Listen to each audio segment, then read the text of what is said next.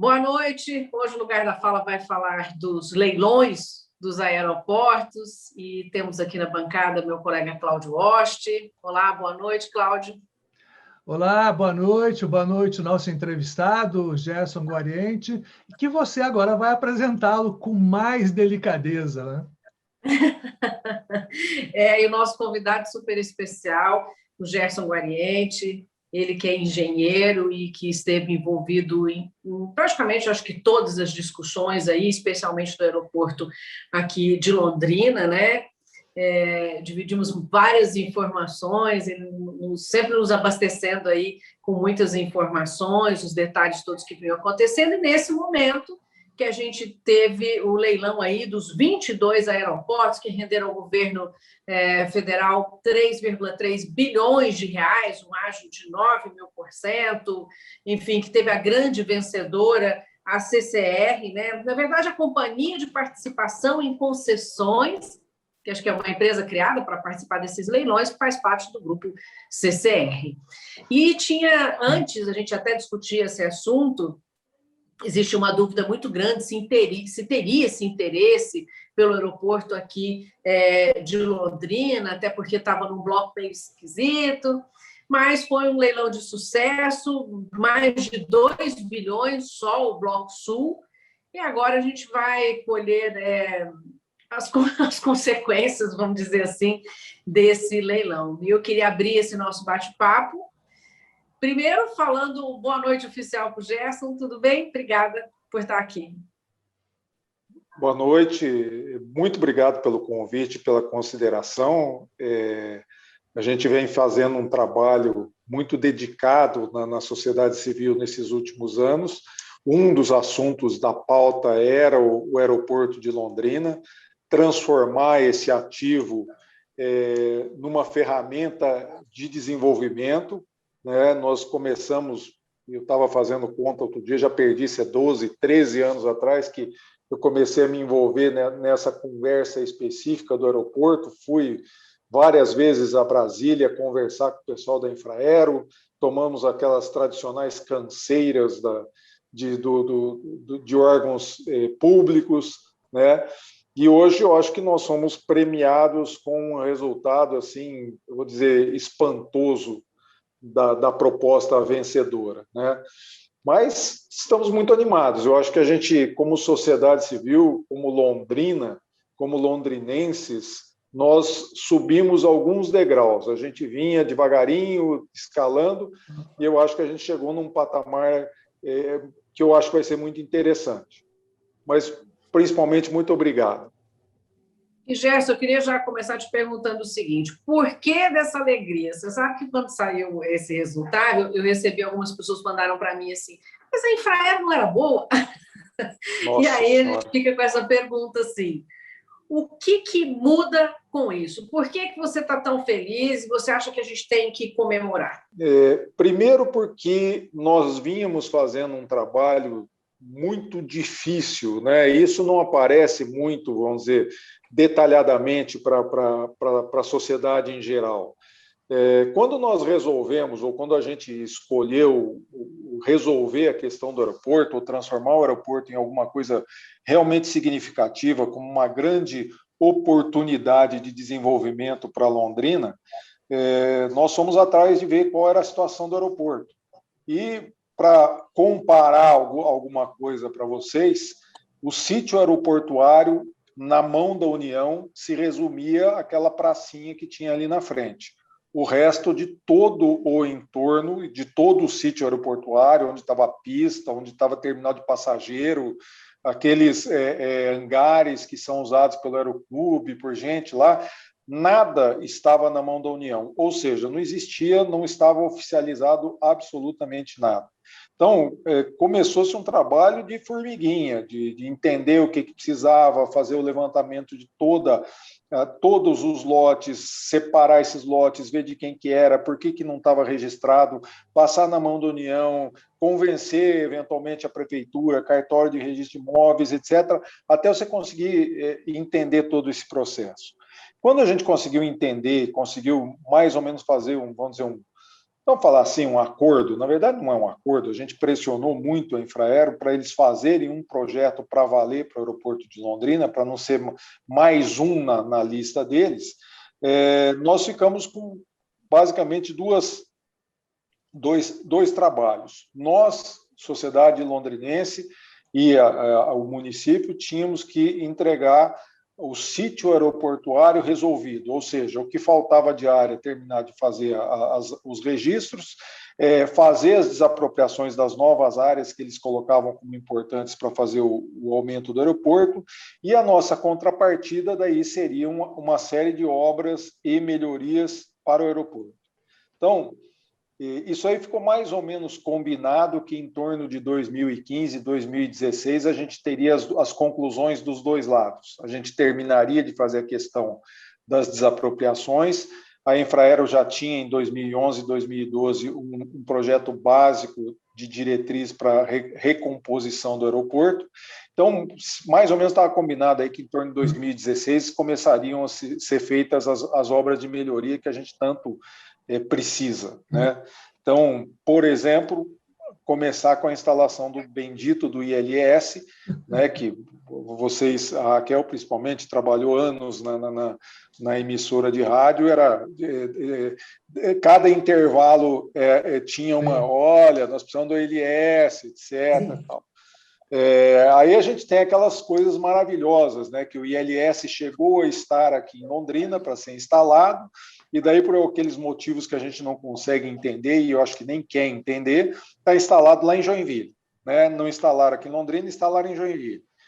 Então, o que dessa história ficou? Nós fizemos uma mobilização gigantesca, fomos atrás de governo de estado, de governo federal, de governo municipal, de cartório, de prefeitura, de documento. Eu queria publicamente agradecer o trabalho de uma pessoa que sem ele não teria acontecido nada, que é o Rubens, que trabalha na prefeitura, que está lá na Codel, que pegou pessoalmente como missão de resolver essa questão, e muito do que foi resolvido, ele resolveu no peito e na raça.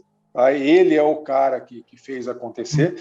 E aí, quando a gente meio resolveu a questão das desapropriações, né, conseguiu resolver todos os últimos percalços que existiam, a Infraero vira para a gente e fala assim, eu não tenho dinheiro para fazer agora o que nós combinamos.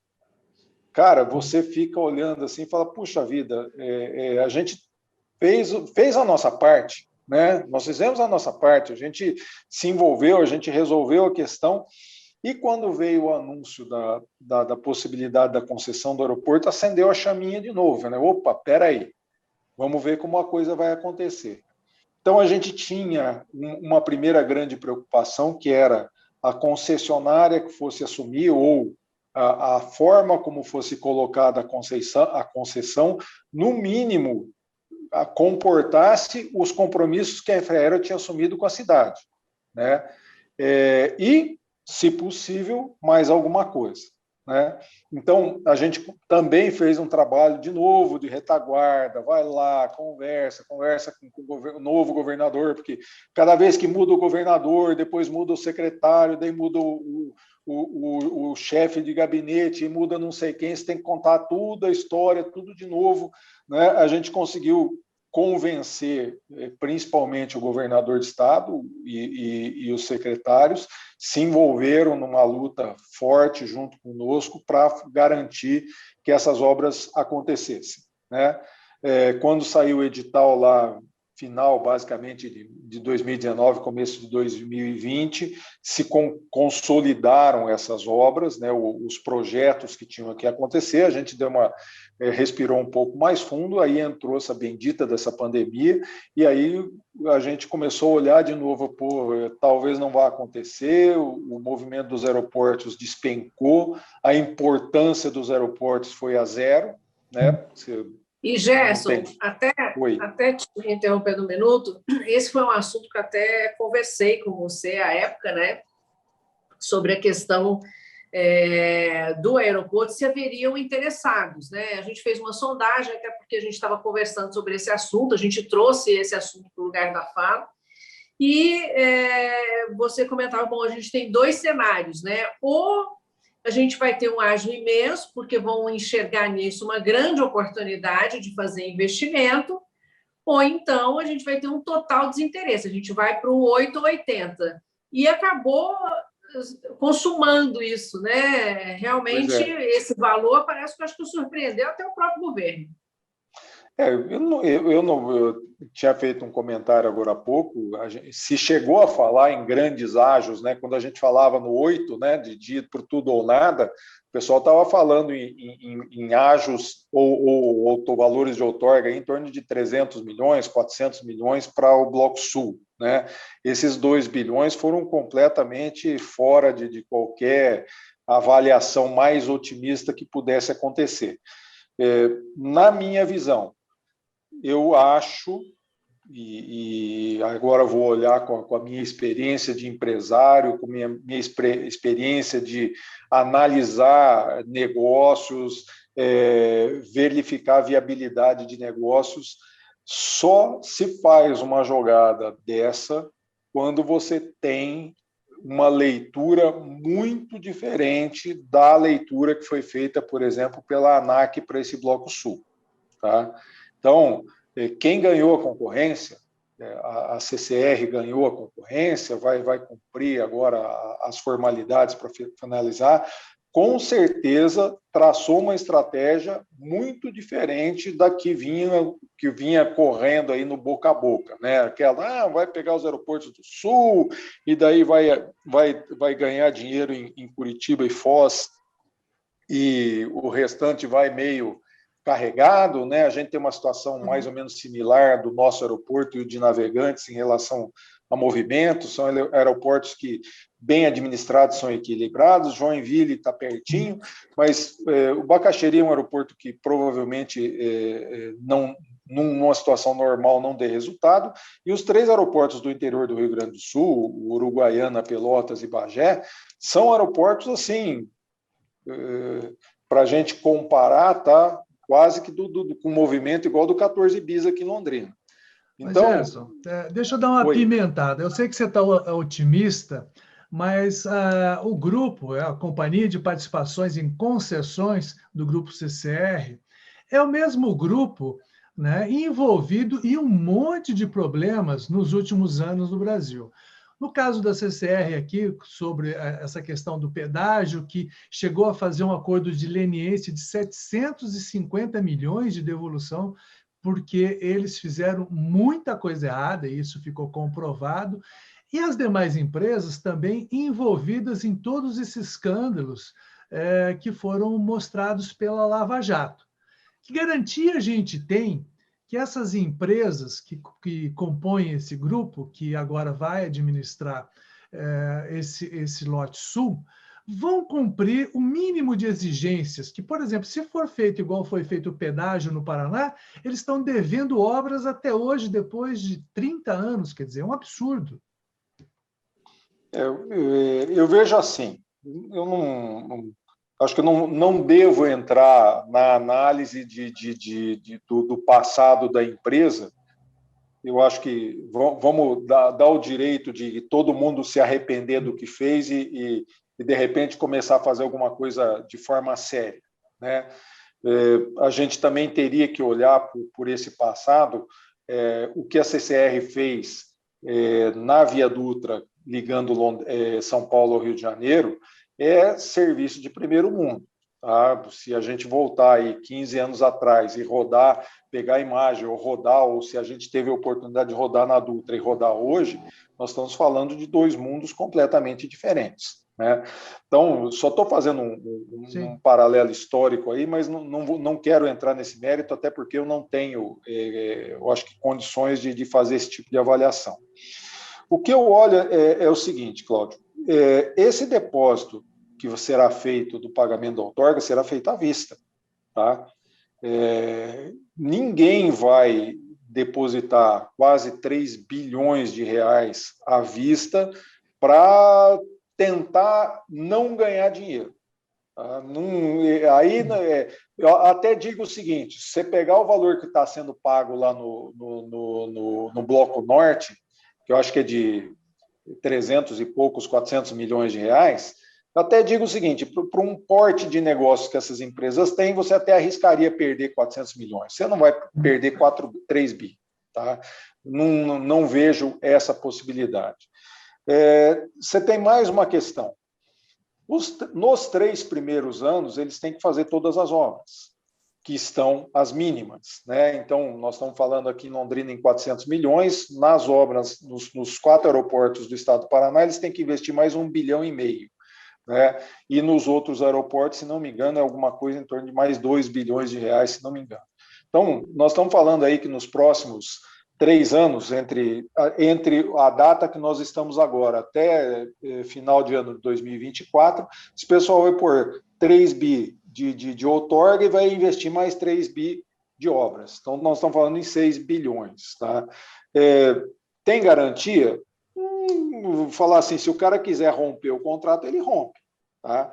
Você pode pegar, por exemplo, exemplificadamente olhando, quem está administrando o aeroporto de Viracopos, em Campinas, está desesperado para devolver a concessão.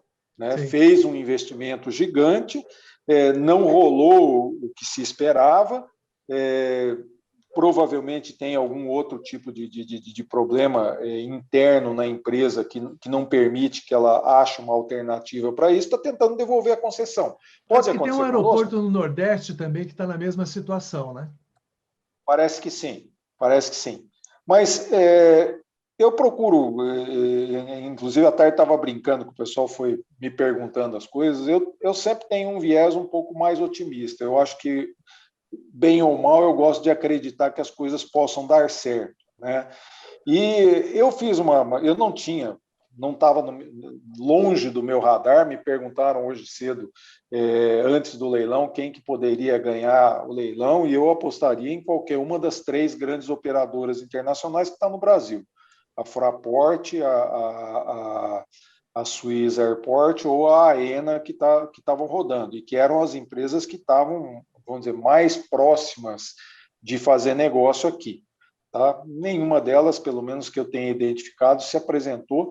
A CCR não estava no radar. Né? E, para mim, aí, enquanto estava rolando o leilão, eu fui lá procurar para ver o que esses caras estavam fazendo de aeroporto, né? Porque a gente, pelo menos no meu pouco conhecimento, sabia que eles administram concessão rodoviária, tem alguma coisa de porto, mas aeroporto eu não tinha visto. Então, acabei ficando sabendo que eles estão administrando Confins em Belo Horizonte desde 2012 e eles têm, se não me engano, 5 ou 6 aeroportos internacionais fora do país. Um aeroporto, acho que é no Equador, outro, não sei se é no Panamá, tem um em alguma daquelas ilhas ali, Bermudas, alguma coisa ali, tem aeroporto nos Estados Unidos, e aí você começa a olhar e fala, opa, peraí, os caras estão mudando talvez o foco, eles estão olhando alguma outra condição, em outra escala de negócio, com outra possibilidade de fazer negócio. Né?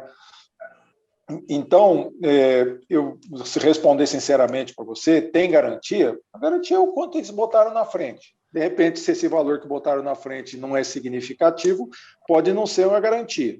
Mas esse ágio, talvez, desculpa, Raquel, esse ágio, talvez, desse tamanho que foi colocado, talvez não tenha também um pouco da desvalorização do real, que, por exemplo, há 3 anos atrás, era 3 e poucos reais, você comprava um dólar. Né? Para um grupo internacional, comparado a 3, 4 anos atrás, é um ágio muito, muito importante, mas é metade do que era. Né? Talvez não pesou um pouco isso, esse tamanho desse ágio? Eu acho assim, minha avaliação, faz muitos anos que eu não participo de leilões ou de concorrência pública, mas participei muito tempo. Tá? Você sempre apresenta uma proposta dessa quando você não quer que ninguém chegue perto de você. Tá? Então, por exemplo, vamos chutar lá, o valor mínimo era 30 milhões. Você poderia ter dado uma proposta, por exemplo, de 31 milhões e esperar a segunda rodada para ver quanto que é que as pessoas ofereceram para você fazer uma segunda proposta, um terceiro lance e fechar o negócio no menor valor possível. A leitura que eu tenho é assim, eles fizeram um valor para não ter contraproposta, tá? Para ninguém chegar perto. fizeram, vamos dizer, uma escala, falaram, não, com isso aqui, essa concessão é nossa. Você tem razão, tá? Dentro dessas questões que a gente está falando de leitura de oportunidade, existem várias leituras econômicas dizendo que esse dólar não vai se manter nos 5,60, os 5,70 que ele está hoje, que ele volta em algum instante esse ano, o ano que vem, volta alguma coisa abaixo de R$5, a 4 e qualquer coisa, e nós estamos falando disso, então, em ganhar já, se é uma operação lastreada em dólar, o cara vai jogar a favor dele aí 10%, 15% de resultado. É importante observar que a gente, às vezes, fala assim, sei lá, você vai comprar um bolo, o cara te dá 10% de desconto, você fala, poxa, é um bom desconto, mas não ia resolver o problema da tua vida. Tá? Mas quando você fala em tirar 15% ou 20% de um investimento que está feito inicialmente e coloca isso ao longo do tempo, ou seja, você joga essa diferença a seu favor, o resultado econômico é muito importante. Então, talvez exista algum raciocínio econômico em relação a isso. Eu diria assim, eu aposto que está sendo olhado algumas oportunidades que nós não estamos lendo. Tá? É alguma coisa que a gente... Até, Gerson, aproveitando isso que você está falando, porque desde o início, quando se falou no leilão, foi colocada a questão de Londrina, por exemplo. Londrina já tinha adiantado todas as desapropriações, Foz do Iguaçu teve um grande investimento lá da Itaipu, enfim, que as cidades iam perder. Aí, por outro lado, muita gente argumentou, falando, gente, espera aí, né? A gente está com um movimento horroroso, né? Não só por conta da pandemia, mas de situações que já vinham aí por todos esses anos. Não era tão atrativo. Você até no começo dessa conversa ainda falou, né? Comparou com o nosso pequeno aeroporto aqui de Londrina, os outros aeroportos que entraram no bloco. Para que eles querem isso? A gente consegue fazer essa leitura? Consegue enxergar para que tanto investimento numa coisa que parece tão incipiente assim, no bolo, né? Tá. Primeiro que vamos falar assim, eu acho que tem muita coisa que foi empurrada no processo, tá? Precisava tirar da mão da Infraero e do governo federal algumas coisas que efetivamente eram negativas e foi empurrado no processo. Tá? Agora, você olha algumas coisas que são indiscutíveis. Por exemplo, a importância dos aeroportos de Curitiba e Foz do Iguaçu é inegável. Tá? Eu acho que não tem ninguém que questione isso, né? Foz tem uma oportunidade gigantesca de se transformar no maior polo turístico do país, e eu acho que com todo o direito, né? É maravilhoso, se bem investido e bem cuidado, tem condições de atender o mundo para lá. Então, é um aeroporto que eu acho que é indiscutível. Curitiba também é um aeroporto que eu considero indiscutível hoje, pela escala de negócios que atende o entorno de Curitiba para carga, até para transporte de passageiro, eu acho que é um aeroporto indiscutível.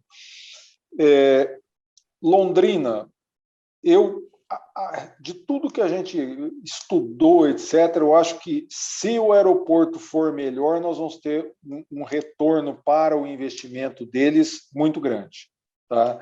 E aí eu falo as obras mínimas que a gente está falando de aumento de pista, instalação do ILS ou do outro dispositivo de controle de segurança de tráfego, aumento de terminal de passageiros. Isso aí vai fazer com que a gente tenha um aumento significativo e me parece que a gente vai estar indo para um novo modelo de negócio, que é semelhante ao que vai acontecer em Navegantes. Tá? Navegantes tem um pouco mais de restrição para aumento de pista, etc., mas está no meio vamos dizer, do barulho. Está do lado do porto de Itajaí, está do lado do porto de Navegantes, tem um parque industrial importante naquela região ali, pega Joinville, Blumenau, Brusque, Jaraguá do Sul, etc. todo mundo tem a ganhar. Você tem Camboriú hoje, o Balneário Camboriú, né? Eu sou ainda da época que só tinha Camboriú. Então, Balneário Camboriú é um ponto turístico importantíssimo, internacional hoje. Joinville é um aeroporto que pode se recuperar. Ele tem mais, eu acho que desse grupo aí é o que tem mais limitações, tá? E aí fica uma incógnita em relação aos aeroportos do Rio Grande do Sul, tá? O Rio Grande do Sul é um estado muito estranho. Você tem um grande aeroporto, que é Porto Alegre, que é o Salgado Filho, tá? E o resto do estado sobrevive numa situação inacreditável. Então, não vou nem falar de pandemia, vamos voltar em situação normal. Eu quero ir a Santa Maria de avião, que é uma cidade importante. Tá? Você vai descer em Porto Alegre e você tem que escolher o dia que você desce, senão você vai de carro para Santa Maria. Tem 2 voos por semana para Santa Maria. Tá? Então, é um estado altamente carente de condições de voo. Gerson, nós vamos ter aí, em princípio, vamos falar um pouquinho aqui da terrinha, um investimento de em torno de 300 milhões no aeroporto de Londrina. E, diga-se, tem muita gente falando, poxa, mas a prefeitura investiu muito dinheiro, comprou terreno. É bom deixar claro que esses terrenos não vão ficar nas mãos do grupo que está fazendo esse investimento. Tá? Essas áreas permanecem com a União. Né? Mas, assim, nós temos uma mudança que está ocorrendo na região, que é o seguinte: está havendo a duplicação da 445, já tem um bom trecho duplicado, e possivelmente vá até Mauá da Serra, e também está havendo, se não toda a duplicação, mas uma boa parte entre Cornélio e Ourinhos. Praticamente esse trecho também ficará duplicado, apesar de tantos anos esperando e essas rodovias nas mãos dessas concessionárias. Com esse investimento no aeroporto e essas duplicações, dá para dizer que Londrina deixa de estar naquele cerco horroroso que ficou por muito tempo e muda de patamar em relação à infraestrutura? Sendo objetivo na tua resposta, sim. Nós vamos mudar muito de patamar. A gente vai conseguir ter agora uma questão que a gente não tinha. A gente vai conseguir ter acesso rápido, seguro e com pouca, vamos dizer, com pouco risco para outros tipos de opções de negócios. Então, eu sempre uso esse exemplo, eu já falei várias vezes e eu tenho certeza que eu vou ter a oportunidade de ver acontecer. No município de Londrina, nós temos uma região ao longo do Vale do Tibagi, tá, que é especial para a produção de frutas e flores. Tá? Assim, o pessoal, os agrônomos, etc., tem um microclima, ou para quem toma vinho, é um terroir específico para isso, que você localiza, mas qual é o problema? Mas por que não cultiva a flor? Você tem que tirar a flor de algum lugar e levar para ser vendida em algum lugar. Né? E quando a gente fala em cultivar flor, não estamos falando flor para vender na feira da cidade. Tá? Nós estamos falando em vender flor lá em Amsterdã, lá em Paris, lá na Ásia ou em São Paulo, onde você tiver grandes consumos, grandes consumidores. Sem um modal de transporte rápido, você não consegue viabilizar a produção de flor. Tá? Então, o que eu tenho certeza, como eu falei, que eu vou ver? Eu vou ver produção de flor e de fruta sendo carregado aqui no aeroporto de Londrina. Sei lá, você começa a colher isso aí às 6, 5 horas da manhã, às 3 horas da tarde você entrega aqui no aeroporto, isso aí é colocado dentro de um avião cargueiro ou até de um avião normal, e no outro dia de manhã, às 8 horas da manhã, às 9 horas da manhã, às 6 horas da manhã, vai estar sendo vendido num grande mercado. E eu vou falar mercado internacional, pode ser o mercado de São Paulo, do Rio de Janeiro, ou de Belo Horizonte, ou de Salvador, tá? Que são grandes mercados, são maiores mercados que absorvem esse tipo de produção. Então, nós poderemos ter um rearranjo, por exemplo, de todo o complexo de produção agrícola de Londrina e região. Tá? Então, isso vale para flor, isso vale para fruta, isso vale, por exemplo, para legume. Tá? Então, hoje, eu quero produzir legume e verdura para vender. Tá bom, existe uma limitação, por quê? Porque eu tenho que tirar daqui, sei lá, de Guaravera, e vou levar para onde? Eu vou levar para o Ceasa de Londrina. Eu não tenho mais para onde levar. E do Ceasa de Londrina não vai para muito mais para frente. Talvez chegue no Ceasa de São Paulo de caminhão, né? Hoje. Quando eu tenho, por exemplo, um aeroporto desse aí, eu consigo, por exemplo, ter uma fábrica que faz embalagem de verdura e legume para ser consumido no dia, tá? Então, aquela embalagenzinha transparente, bonitinha, conservada, você bota no avião aqui e serve no prato do consumidor, do grande consumidor, hoje à tarde. Ah, mas aqui você vendia, sei lá, 500 em Londrina. Você passa a vender quanto? 5 milhões. Porque o mercado... Oi. Você enxerga isso como um grande plano privado? Porque, assim, hoje a gente estava emperrado no quê? No problema público, certo? Sim. Quando a gente vai trabalhar todas as estratégias, e a gente viu muito isso, né? Em outros planejamentos que a gente teve oportunidade até de fazer juntos, e que a gente enxerga que não funciona. Porque o sistema público, além de ser emperrado, existe uma má vontade imensa em resolver e ver prosperidade se aquilo não tiver um rendimento político. Quando você fala nesse projeto, você está pensando num projeto totalmente privado? Sim. A gente tem um pensamento que o Estado não nos atrapalhe.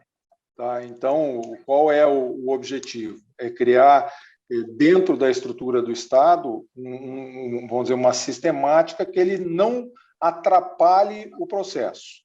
Tá? Porque a gente consegue ter coisas inacreditáveis, né, quando parte do poder público. Ontem eu estava estarrecido lendo as notícias do prefeito de Curitiba tentando estabelecer regra para você poder atender uma situação de emergência, que é dar comida para quem está passando fome. Pelo amor de Deus, cara. Ou você não vive num mundo desse, ou não dá para entender realmente. Mas, voltando objetivamente para a tua pergunta, o projeto é privado, tá? O projeto é privado. Você tem, por exemplo, N oportunidades, se a coisa for bem organizadinha, de fazer, por exemplo, uma indústria de hardware de alta qualidade ou de ponta aqui. Tá? Então, permite, por exemplo, um aeroporto desse permite que você receba carga vinda da China ou carga vinda da Coreia ou do Japão. Tá? Você tenha dentro de um parque industrial alfandegado indústrias que produzem e transformam esses produtos, e você dispara esses produtos ou para dentro do país, via transporte terrestre, ou para fora do país, de novo, via transporte aéreo. Qual é a chance que a gente tem de fazer isso hoje? Zero. Tá? Nós não temos condições. Nós temos empresas que têm capacidade de produzir produtos de alta tecnologia, e não tem como fazer essa produção porque ele não consegue receber a mercadoria nem consegue despachar a mercadoria. Esse é o tipo de situação, por exemplo, eu quero, sei lá, vou comprar um microprocessador para fazer, de repente, uma estação meteorológica de alta qualidade. Se você tiver que receber de navio, esquece. Tá? Você tem que comprar hoje para receber daqui 6 ou 7 meses. É impossível você tocar uma indústria com essa tecnicidade, com esse tipo de prazo para receber as coisas no tempo. Então, você tem a condição do aeroporto, te dá uma condição diferenciada para isso. Você passa a ter essa operação facilitada, e aí você consegue fazer com que esses núcleos de desenvolvimento, que a gente está todo preparado, vocês sabem disso, Londrina tem uma capacidade de uma concentração de inteligência e de técnicos de alta qualidade para ter uma indústria altamente transformadora de escala mundial, que está subaproveitada porque a gente não tem como usar. Você vê os resultados do Fórum Desenvolve Londrina no ano passado, está difícil de reter talento. Por quê? Porque você precisa dar oportunidade para essa turma. Tá? Então, como é que vai dar oportunidade? A gente tem que voltar, vamos voltar milhares de anos atrás, vamos voltar na Rota da Seda. Nós precisamos dar condição de fazer comércio, nós temos que dar condição de fazer negócio. Então, as vias, voltando daí na pergunta do Cláudio, as vias duplicadas nos permitirão isso. Então, a gente está falando em sair daqui e ir a São Paulo por 2 vias duplicadas, tanto a gente vai por Assis e entra lá pela Raposo Tavares e vai embora, quanto vai sair daqui, vai sair em Ourinhos, também vai pegar lá depois a Castelo e vai embora. Nós vamos ter via duplicada para Curitiba, né, para o Porto de Paranaguá ou para Curitiba, que também é um mercado significativamente importante. E se rodar direitinho essas concessões rodoviárias, nós temos vias duplicadas para o Mercosul. A gente vai sair daqui, vai chegar a Foz do Iguaçu, por exemplo, vai chegar a Guaíra e vai entrar na Argentina ou no Paraguai, ou vai receber da Argentina e do Paraguai em vias duplicadas. Isso facilita muito os negócios. Tá? Isso vai dar grandes oportunidades. A gente tem, na região aqui, altos níveis de produção de produtos fitobiológicos específicos sendo usados em escala mundial na produção de remédio, na produção de material para insumo de produção agropecuária, etc., que não consegue ter escala porque você não consegue tirar daqui. Você não tem jeito de você pegar isso aqui e botar numa estrada para tentar chegar a São Paulo. Tá? Para daí, em São Paulo, você colocar num avião e levar para algum outro lugar. Tem coisa que deprecia. Então, essas condições vão alterar demais o nosso negócio. Tá? Eu tenho certeza absoluta que a gente vai passar por uma escala de desenvolvimento completamente diferente do que a gente está acostumado. Tá? A Raquel até acompanhou já essa conversa, já me viu falar sobre isso, já tivemos conversando a respeito disso. Eu quero liderar, estou junto com toda a sociedade, nós vamos liderar um projeto para, em 15, 20 anos, Londrina ser o dobro de volume de negócios que é hoje. Tá? Isso vai permitir que a gente recupere as questões sociais nossas, desse desarranjo social que a gente tem, vai permitir que a gente desentorte a matriz de renda da prefeitura, tá? Que é um absurdo ser fundamentado em IPTU, tá? Ela tem que ser fundamentado em geração de riqueza e negócio. Então, a gente precisa dar essa oportunidade, mas eu tenho certeza absoluta que todos esses passos que a gente vinha planejando e que começam a ser concretizados agora vão nos levar a uma outra Londrina, completamente diferente. Se Deus nos ajudar, nos der saúde de daqui 15 ou 20 anos olhar para trás, nós vamos dar risada de onde a gente estava. Bom, isso é o que todos nós esperamos, né? Não só o desenvolvimento empresarial, mas oportunidades sociais. Eu acho muito importante a gente dizer isso, que hoje a gente vive realmente um desarranjo social e que isso não pode ser deixado de lado. A gente não pode apenas priorizar as ações empresariais sem enxergar que elas têm que, de alguma maneira, render uma sociedade melhor, promover uma sociedade melhor, né? Por que não dizer até mais justas também.